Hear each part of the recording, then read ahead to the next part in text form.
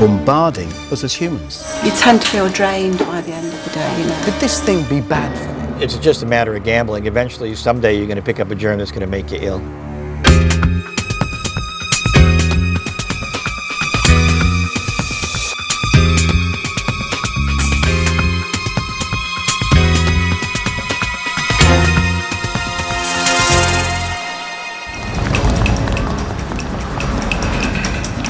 We are apparently the most stressed out nation in Europe. We've got the longest working hours and the shortest holidays. Stress is now the major cause of absence from work. Well, I want to find out, what's it doing to us? So I'm going on a journey to discover just what is work doing. Is it ruining our health? I'm commissioning a survey to find out just how many of us actually are stressed at work. Now, stress is defined as the adverse reaction to excessive pressure, and it's been linked with everything from headaches to heart disease. So what is the truth behind this 21st century epidemic? I'm now a surveyor. I've never done this before. I've never done a survey, so bear with me. It might be a sort of amateurish start. I want people who look like they're stressed going to work. Do you work in an office? Unfortunately, yeah. Yeah. Stress, depression, anxiety. Maybe a bit of anxiety. And is that work related? Yeah. Think about it, if you walk up the same set of steps at the same train station at the same time every single day of the week, and then the same walk to the same office, to the same desk, to do the same job, which most of us do every day of our lives, what does that do to you? Rather than bore you to death. There's got to be a kind of stress in that. It's just monotony, it's bad for you. How many hours do you work a week? 50 plus. How many? I would definitely say there's a lot of stress related to the work environment where I work. I left home at 5:30 this morning. Oh, that's terrible. It's not life. Now, here are the results of my survey. It was 1,000 people we asked, remember, and of those 1,000, nearly half said they were suffering from stress. But, and this is the really scary bit, of that half, nearly all of them, 93%, blamed that stress on their work. I find that frightening. In fact, around 13 million days off a year are caused by stress. But what is it about office life that makes it so stressful? And just what can we do about it? I want to find Britain's most stressful office job and investigate. Now, I've done some research, and from what I've read, I found out that one of the most stressful jobs in Britain isn't being a high-flying banker or top businessman, but actually working in a call centre. So, I'm going to go and work in... I've got a job for the day, working at an AA call centre in Oldbury. I've got my training programme, which has got all the stuff I need to know. Office standards. Coats are not allowed on the back of chairs. Oh, I'm going to hate this. No swearing. No shouting. No feet on chairs. Shut up. See? I'm stressed already. Call centres are the fastest growing industry in the UK, employing around 750,000 people, and that's set to rise to 1 million by 2007. So what are the factors that make this job so stressful, and are they just specific to call centres? I want to find out. Nervous. I am nervous. I am genuinely nervous. I hate starting new jobs. You big girl. Thank you. It's nice to have the encouragement of your colleagues. Hello. Hi. Hiya, I'm Ian Boy, Hello, Major Operations. Hi, nice to meet you. I know, I'm sorry. 25 minutes late. Yeah, not the best start. First day. Yeah, no. This is Becky. Hello, Becky. I'm Richard. It's all right. Be nice to me, Becky. I will do. Well, Okay. I might do. Oh, great. Thank you. Okay. I'll pick up later with your training. Thank you. Just remember, when you walk onto my operations floor, you inherit a proud tradition. Okay. I expect you to uphold it. Thank you. Everybody. I think you'll hear it come through. It'll be like a short dialing time within a couple of hours. We're hoping that you can actually do this and work through his name, send member's contact telephone number, his address. Once we're happy with it, just go in there. Now, at this point, we're ready to send the job into the... Becky tells me that as a call handler, I'll be expected to meet performance targets and my work will be under surveillance. I'm beginning to see why this could be a stressful job. How long have you been training for? Been training for 1 hour, 40 minutes. How long do you do this in usually? 96 hours. Okay. And I'm going to be going live in... 20 minutes. Right.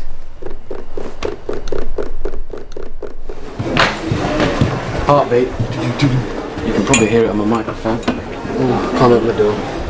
You've changed my mind.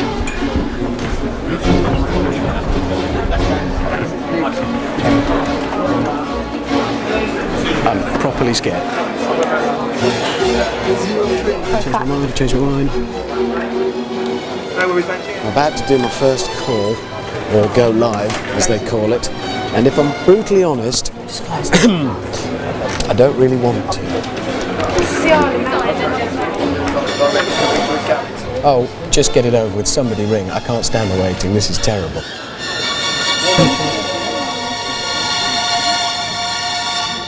AA Emergency Service. Good afternoon, AA Emergency Service. How can I help you? Hello, I need some assistance, please. Okay, I'm sure we can provide that for you. You're talking to Richard. Can I ask your surname? I can hardly hear you, Richard. Is that any better? Can I ask? Better, thank you. Can I ask your surname? It's Kid, K-I-D-D. K-I-D-D. Okay. I'm struggling to hear you again. I think it might be a problem at your end. I think everything should be okay at this end. Do you have a second form of identification as well as your membership? Yes. Excellent. Okay.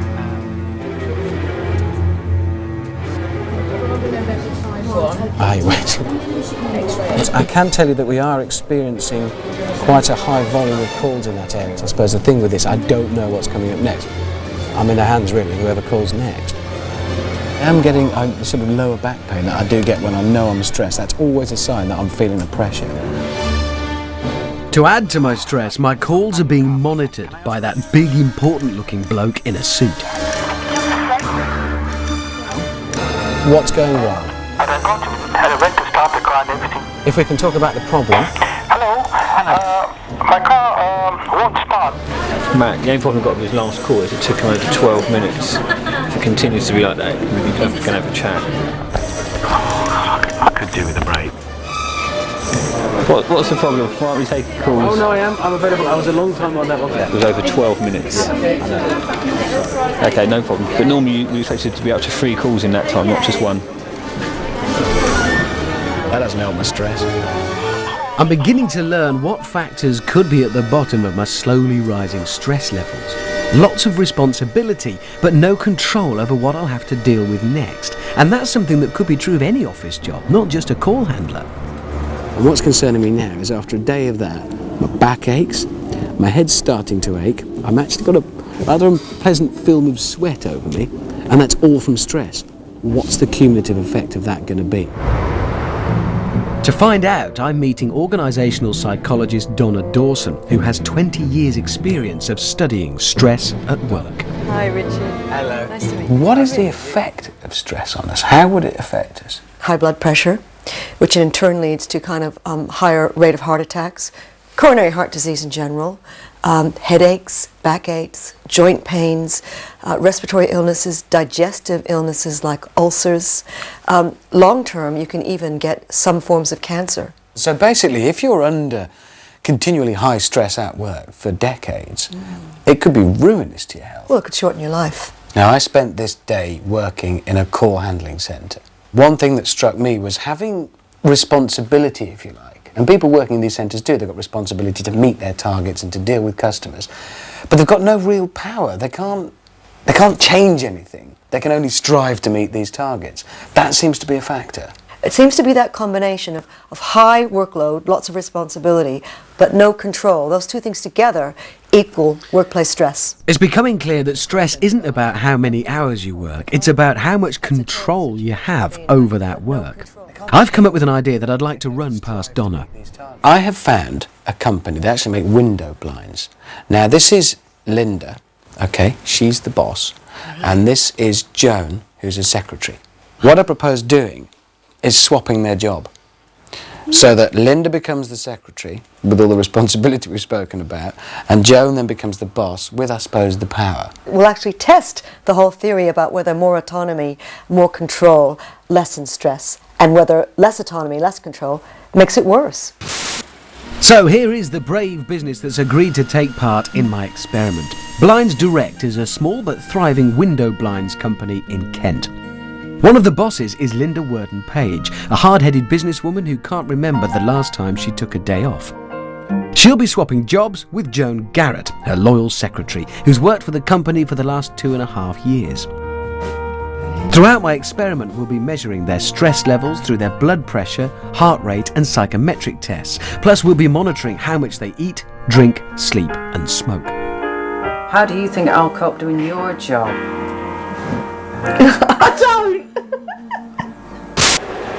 Day 1 of the boss swap. As secretary, Linda is now responsible for the entire smooth running of the office, from making sure the staff get paid to typing and printing all the company's quotes and invoices. This office is far too small. This office is far too unorganised. And I don't know why she hasn't screamed loudly. But I'm not going to say anything because it'll cost loads of money to put it right. I have no sense of achievement at all for today.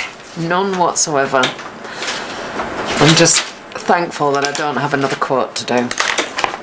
Day 2 in the office, and things seem calm enough. Linda is tackling the staff wages. I'm sure doing the wages is interesting, but my brain's stopped. My actual brain function has stopped. Yeah. 2 hours later, and Linda is still on the computer. She suffers from dyslexia, which is turning what should be a relatively easy task into a nightmare. This, if you write on there, your tissue. I can't remember how to write. I'm sorry. I don't want to do this. I can't remember when I have to write. I can't remember. It's all right doing a job swap if you can bloody write. You will. You'll be all right.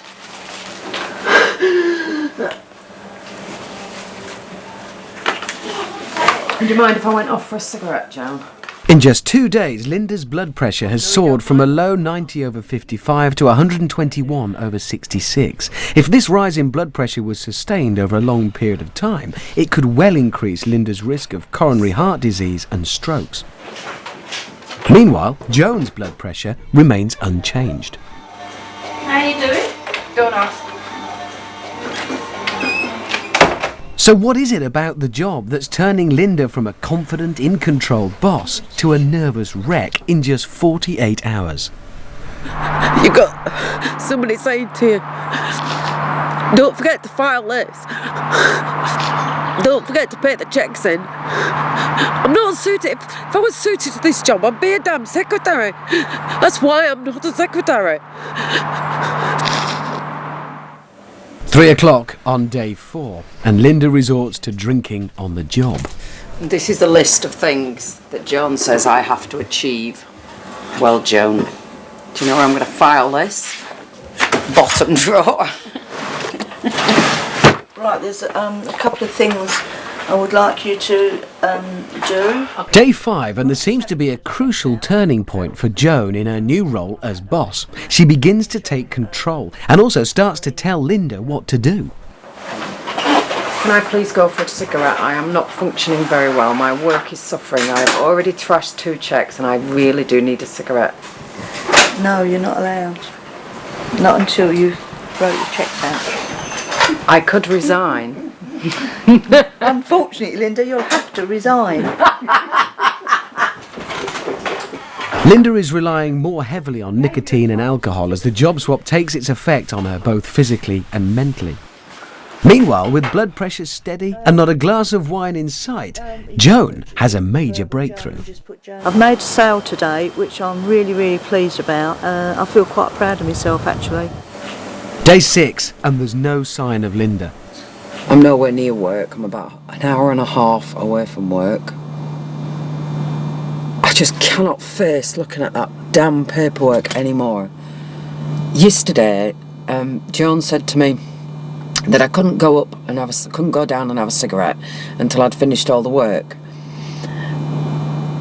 And for a little while there, it really hurt. It really cut me inside. It was like, how dare she tell me I can't do that? But when you take free will and choice away and you have to just do as you're told, it's horrendous. Have you got any checks to pay in? Well, when I've finished doing the first lot of things you've asked me to do, and then I'll sort the checks out. No, I haven't any checks. I've just emptied all the mail and there isn't any, and that was the very... Day 7. Linda's blood pressure is at the highest it's been since the swap began. Her psychometric tests reveal a spiralling sense of despair brought on by her loss of control. I will never ever work for you, Joan. Why? Because you're horrible to work for. Why? Because you don't take into account your staff's feelings. I don't like upsetting people's feelings, though. You hurt me to the quick. No, I don't think I have. At last, it's the final day of the swap. Joan's blood pressure is at the lowest it's been all week, while Linda's is also lowering as she looks forward to going back to her old job. Joan, have you enjoyed being over there? I've enjoyed it in the end, being here. You seem to start enjoying doing it after you started telling me off. You've got to knuckle down, and you'd never ever be able to do that. Not in a million years. This last week, I've really got into it, and I feel totally different to when I first started. And I've been less stressed in this job than what I am in my own job. I've decided that I'm going to stay here. No, I've decided that I'm not going to get out of my damn bed. No! Yeah, get out! Get out! Oh! Joan, could you make me a cup of tea, please?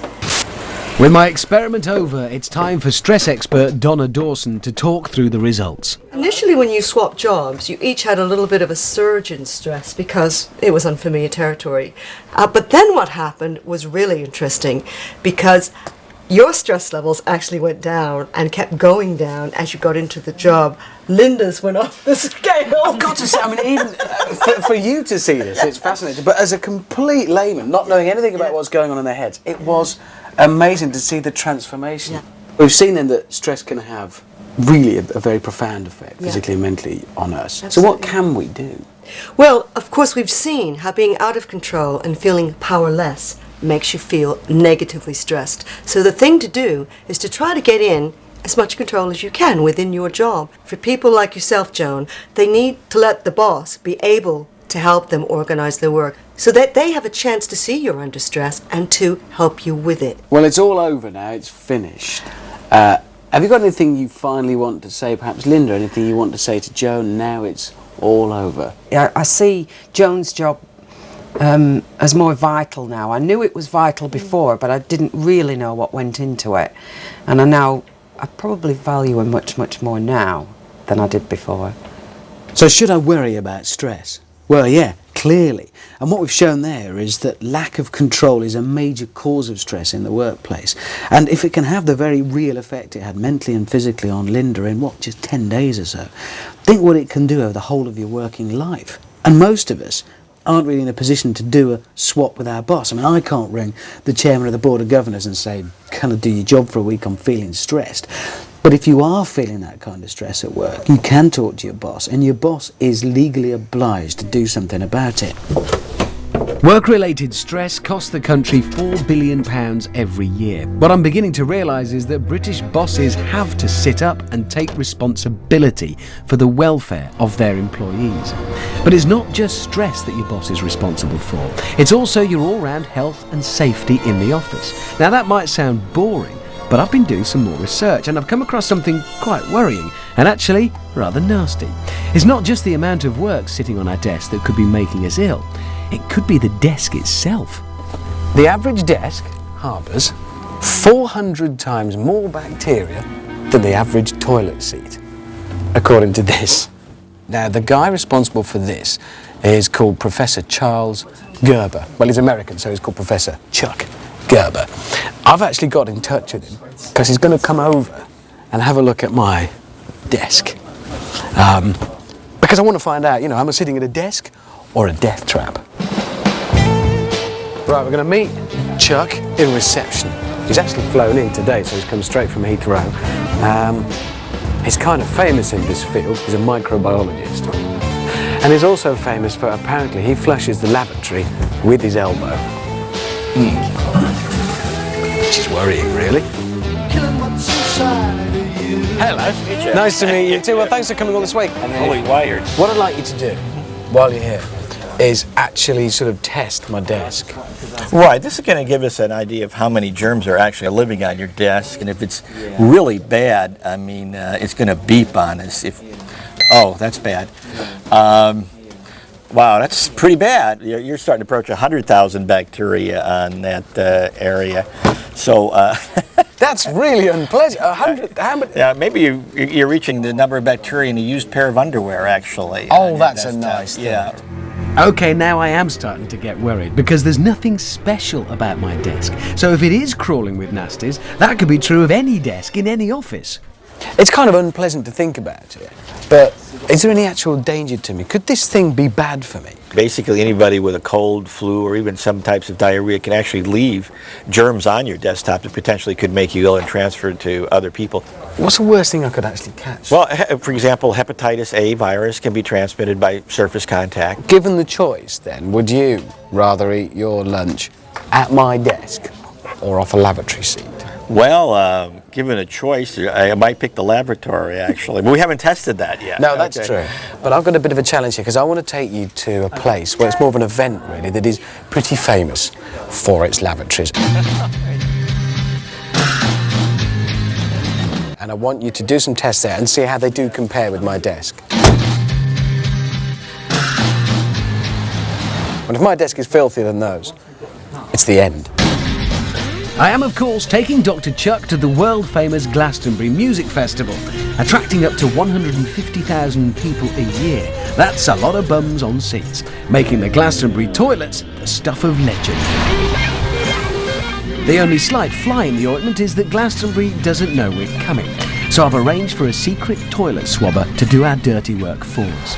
Think of it as a kind of microbiology undercover, man.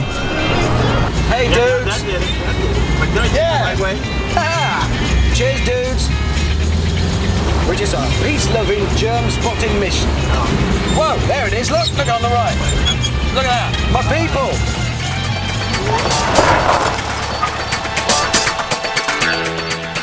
1300 hours, secret rendezvous near target location, swabs and germ meter handed to agent. And now we wait for our agent to return with the swabs, and then we'll be able to determine once and for all whether the toilets at Glastonbury Festival are muckier or more worryingly cleaner than my desk.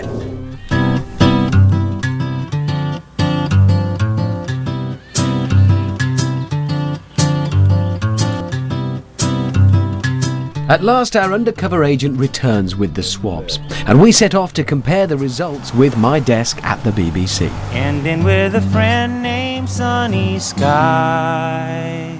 Okay, Chuck, this is it then. The results. After all of that, I don't know if I can bear to hear it. Is my desk dirtier? Does it have more bacteria on it than the toilets at Glastonbury?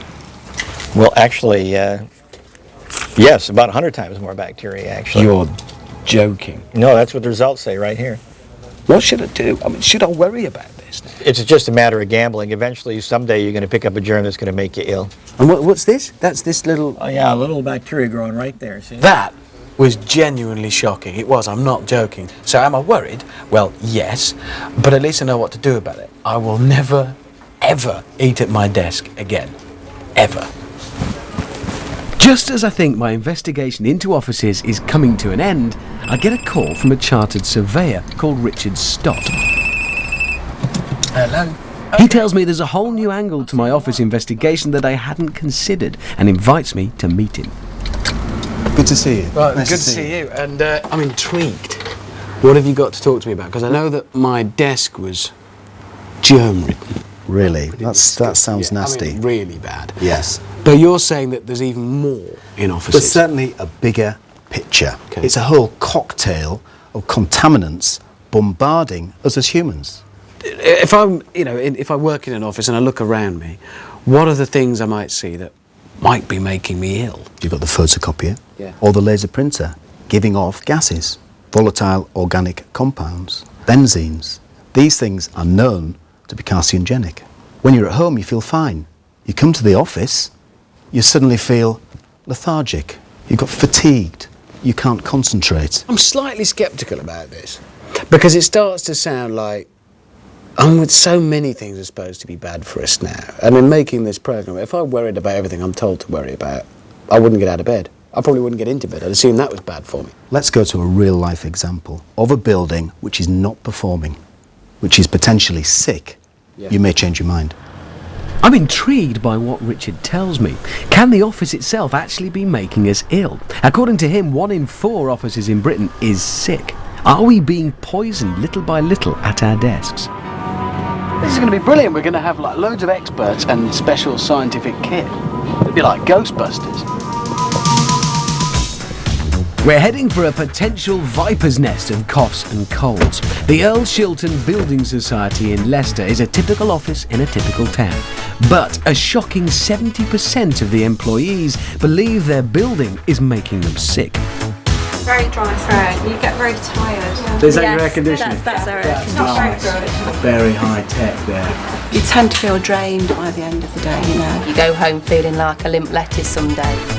But we all have limp lettuce days. Is it really their office that's responsible? The experts get to work with their high-tech gadgets to find out.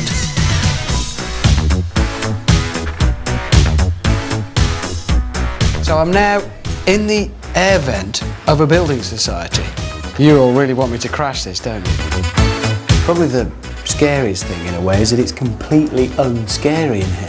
So if this turns out to be sick, it means, well, your office could be, or mine, anybody's office could be sick and you wouldn't necessarily know it. You just think you feel a bit rough at work. They're measuring air quality, moulds, fungi and germs, plus emissions from electronic equipment. They'll also be measuring lighting and temperature levels. Right, our tests are complete. Richard, you've got the results. What have we found here? We sent the robot down the vent. Yep. We swabbed it. We've carried out a DNA test. We found cladosporium. It is a species of mould. It's a kind of mould. It can be an irritant. It can cause an allergic effect. Could be a problem. It could be a problem. We carried out some air sampling. We found mould and we found bacteria. As I'm sure you've realised, walking around, the airflow is poor. It's a little bit oppressive. Is this building unhealthy? Yes, it is. We're not going to leave all these people here with their symptoms. We're going to get something done about it. We're going to do, if you like, a sort of a makeover. But I'm not doing a makeover show, okay? This is the only thing on telly that isn't a makeover show, or ever will be. So here's the bit that isn't a makeover. The strip lighting is replaced with lamps providing a more natural light, and a new ventilation system circulates clean air around the building. As for the rest of us, if your boss won't cough up the cash, here's what you can do.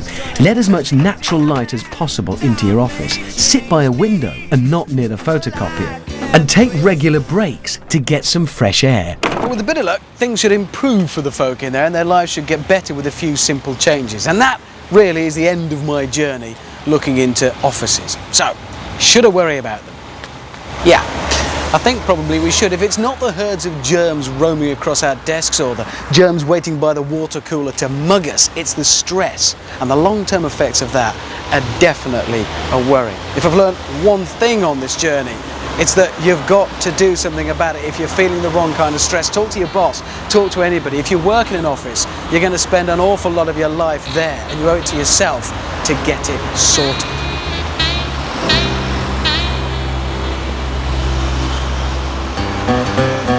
Previously I felt like a real limp lettuce as the day went on, but now I feel a lot more positive. I think it feels fresher and cooler. Because of the fresher air, you find you don't feel half so lethargic in the afternoon. You feel almost as bright as what you do in the morning. In fact, my husband commented last night, where are you getting your energy from? Because I started painting the kitchen cupboards.